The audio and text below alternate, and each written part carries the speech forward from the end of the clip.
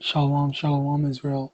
First and foremost, I'm going to give all honor, glory, and praises to Yahawah, Bahashem, YAHAWASHI, Bahashem, Rakakwadash. Double honors to the elders and apostles of Great Millstone who taught us this truth. Shalom to the mighty Akim and Akwath out there who are diligently waiting to be delivered from this final captivity. And today's topic is going to be about atheists. Now, the reason I'm doing this is because of this thing I found, called the atheist wager. So basically, with this, it's saying if the general summary about it is if you believe in God, if you live a good life, you believe in God, and God exists, there's good stuff for you. Well, let's just read it actually better.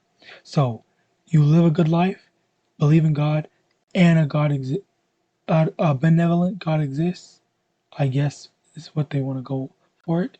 In which case, you go to heaven, your gain is infinite. So, if you're a good person, you believe in God, and God exists, you get rewarded for it.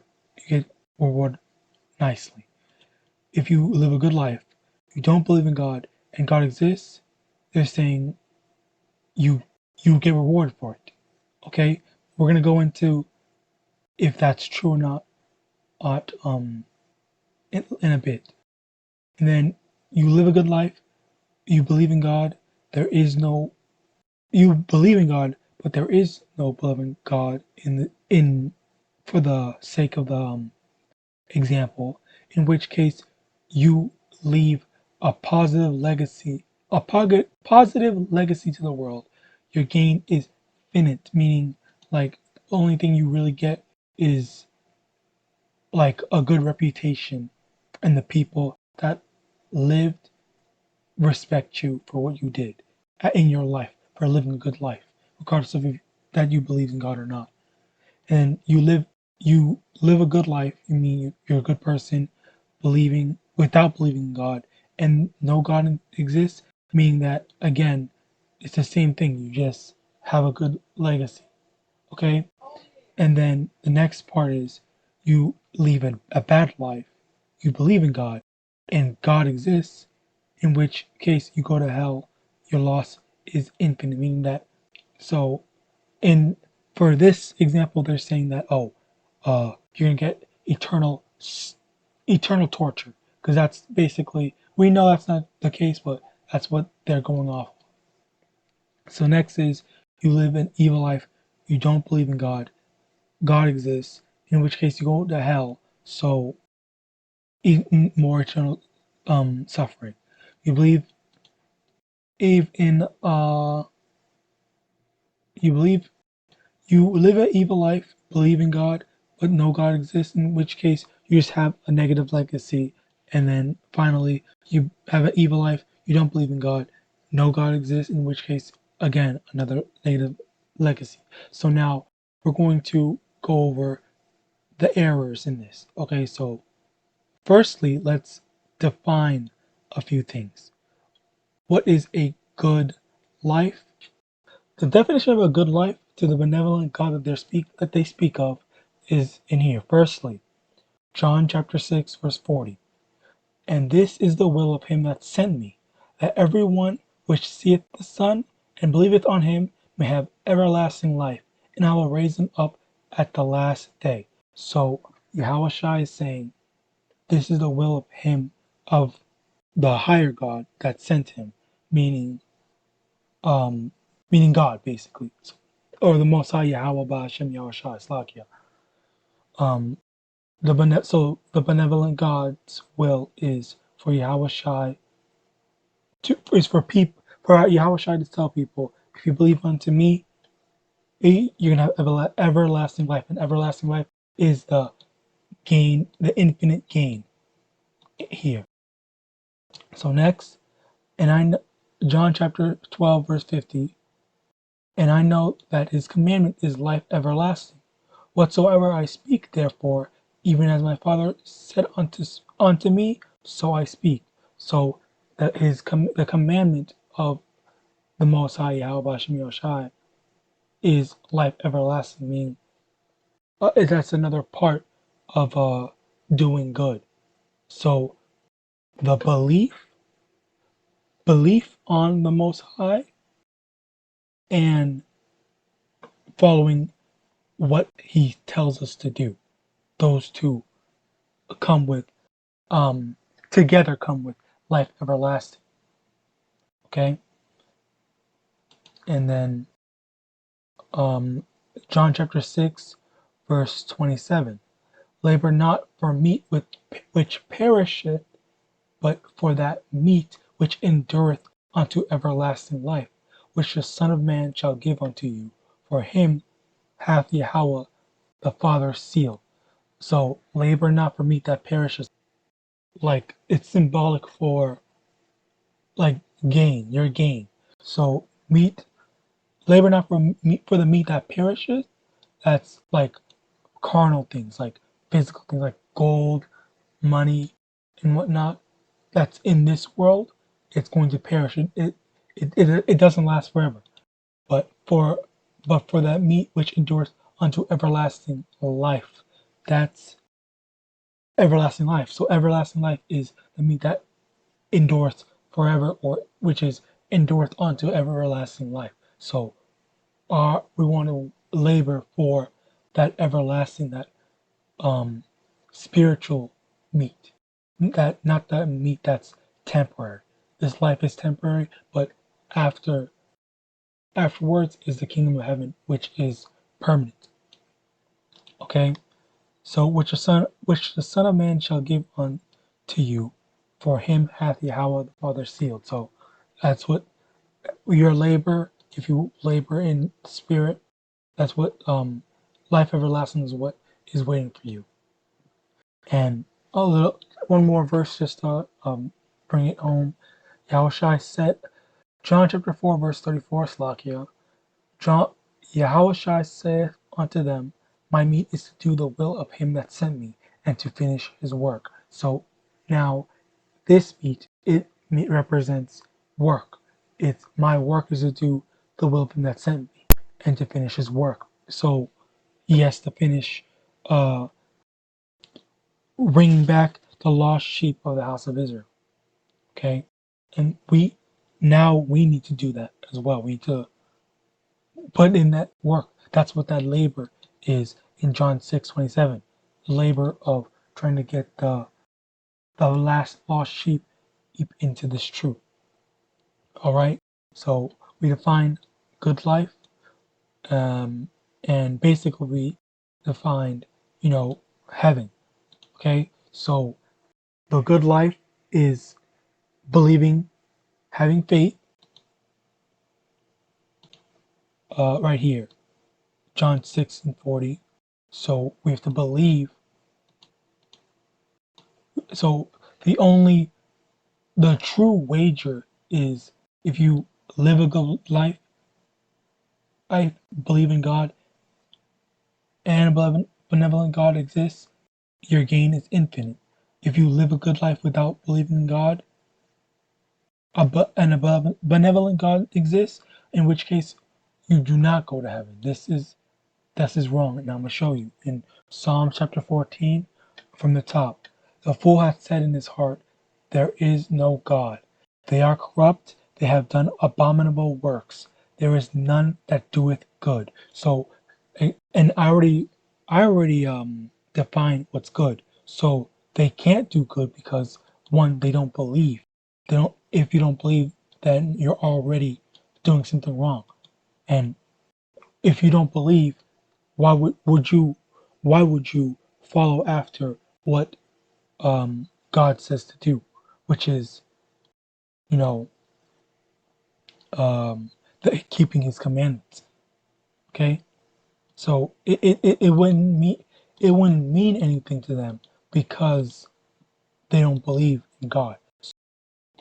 A quick note I want to add is um, one of the reasons why a lot of these choices, or a lot of these possibilities say gain infinite for being good, is because a lot of atheists, they want to rationalize not believing in God, because they think that they want they want to believe that not they can they can be deserving of something good while not believing in God. And that just doesn't work. It just it doesn't make any sense. You can't you can't not you can't not look up to an authoritative figure and expect that authoritative figure to reward you for not acknowledging them and not respecting them. If you want something, you seek the thing that you respected, which is yourself for that thing. But when you can't provide yourself with that thing, then what? You can't go to the authoritative figure, which is YAHAWASHI, when you chose not to believe in it. Alright, so there's just a quick insert I want to give. So it's so if if you live a good life and you believe in God and God exists, then you go to heaven. This is correct. If you live a good life, you don't believe in God and God exists, you don't go to heaven. And also, there's no hell in the Bible. So they're not going to go to hell. Well, technically, yes and no. Hell is not a eternal place of torture. I believe that's Hades. But hell is actually a state of being. And it's also the grave. So you just die and spirit you just die or you're going to be put into slavery. Okay? Let's get that real quick.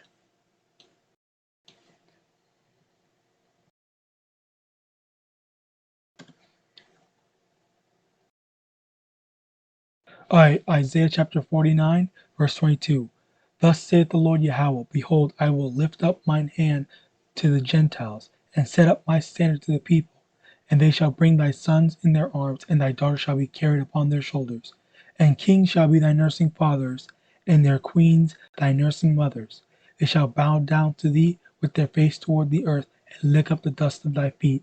And thou shalt know, I am the Lord Yahweh, for they shall not be ashamed that wait for me. Okay, so kings of the Gentiles. He's going to lift up his hand against the Gentiles and set his standard against the people.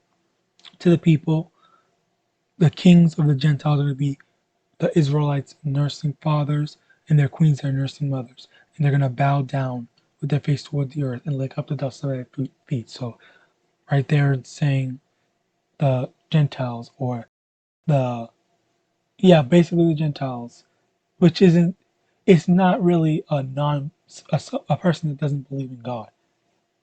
And this gets a lot of pretty intricate and complicated. Not really complicated, but if you already know, if you already know about the basics, well, you you basically know how to follow along. If you don't, then hopefully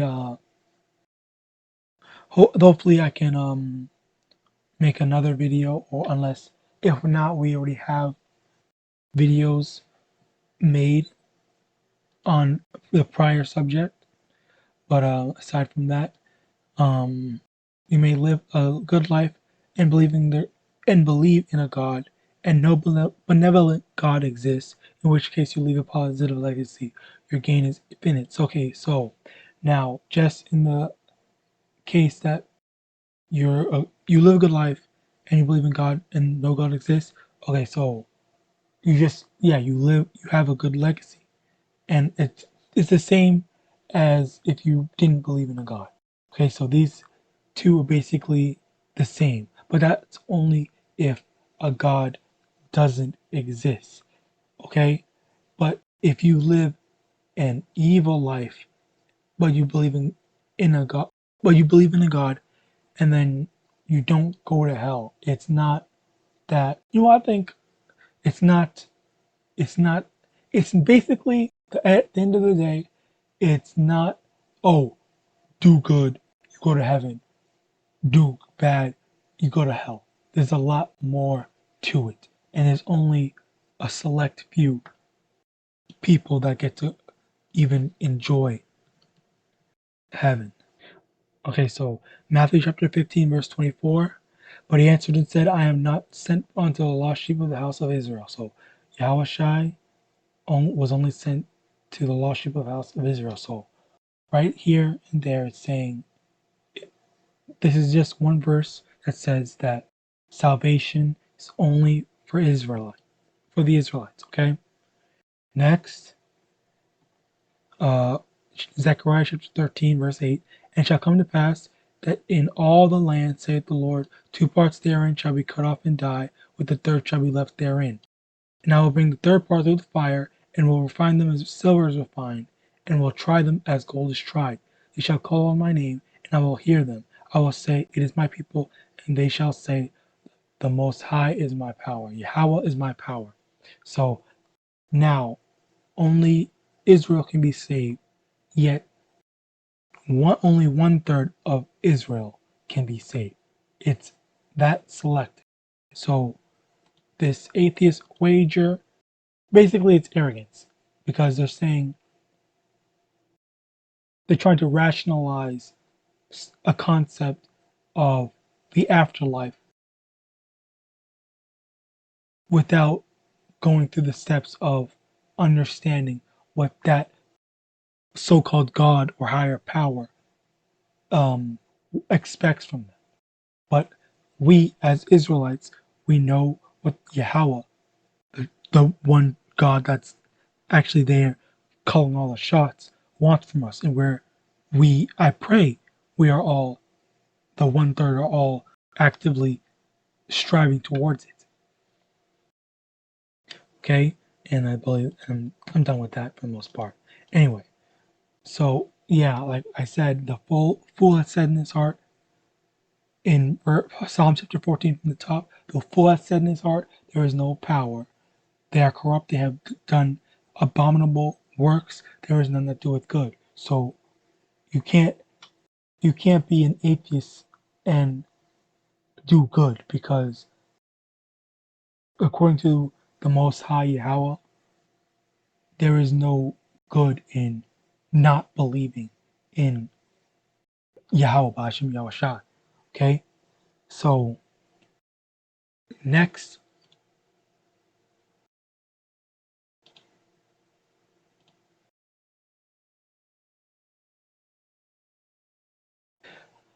Proverbs chapter 14, verse 6. A scorner seeketh wisdom and findeth it not, but knowledge is easy unto him that understandeth. And over here it's here, a scorner seeketh wisdom.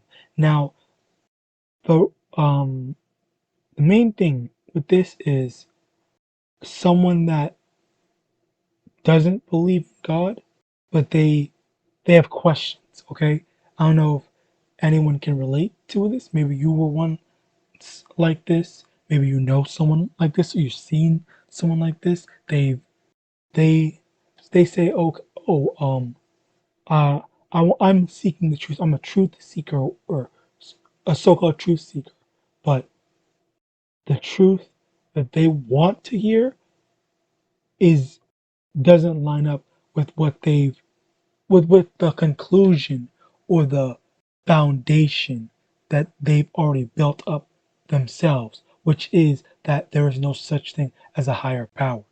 So with that, because of that, they're not going to find an answer. They're not going to find the rationale to it. Okay? But knowledge is easy unto him that understands. So if someone has I don't want to say open mind, but I guess is the best thing. So someone who say if they're I guess agnostic and they're open to hearing proof, I guess, and they hear, oh, Deuteronomy 28:68 or something else. It doesn't even have to be that. Anything that could what's a word? Prove, I guess. Prove that this truth is the truth, and they genuinely are open open to listening to it, then that's where that knowledge is easy to come to it. And then Psalm chapter 50 verse 22. Now consider this, ye that forget Yahweh, lest I tear you in pieces and there be none to deliver. Now, this means if you forget the Most High, you remove Yahweh Bashem Yahushai from the equation of life, then in your time of trouble, who are you going to call to help you out of your peril? No one, because none can deliver out of the hand of the Most High. Okay, Job chapter 10 verse 7. Thou knowest that I am not wicked, and there is none that can deliver out of thine hand. So, like it's saying, there is none that can deliver anyone out of Yahweh Bashem Yahushai's hand. This is Job talking about Yahweh Bashem Yahushai. He's saying that's not the important part. There's more context to it, but we're just talking about the second half. There is none that can deliver out of thine hand. So no one can be delivered from the destruction of Yahweh Bashem Yahushai. All right. So basically, at the end of the day, this is the truth. The Most High, Yahweh Bashem Yahushai is the truth. Yahweh being the true name of the Most High Yahweh, and Yahushai being the one true name of the Son. The Bible is the truth. The Bible has the truth in it. We as Israel, if you can receive this word, you gotta keep it to the best of your ability. Don't be in the world. You gotta get out the world. And with that, I want to give all honor, glory, and praises to Yahweh, Bahashem, Yahushai, Bahashem, Rakakwadash. And with that, I want to say Shalom.